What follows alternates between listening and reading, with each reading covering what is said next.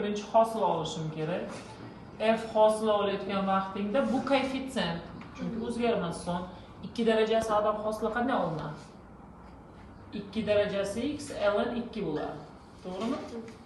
Plus b dan hosili 0 yozmasang ham bo'ladi. Senga hosilaga x o'rniga 1 ni qo'y deyapti.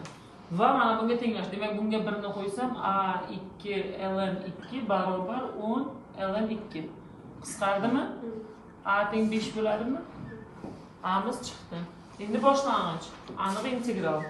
1 dan 2 gacha fx'ing a2 darajasi x plus b dx 10 logaritm 2y taqsim 2.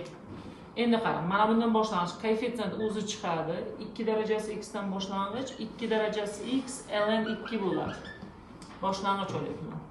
B dan boshlang'ich bx. Chegarani qo'yasan.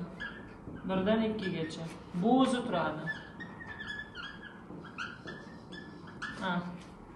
Endi 2 ni qo'yaman bu yerga. Oddiy hisob kitob ketadi bu yerda. A ko'paytiruv 2 ning kvadrati ln 2 plus 2b. Prosta ikkalasiga ham qo'ydim. Ayiraman. 1 ni qo'yasan. Demak 2 bo'ladi.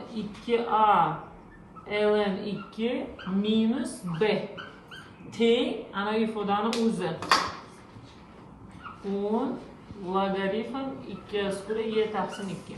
Endi qara, a'miz necha edi? 5.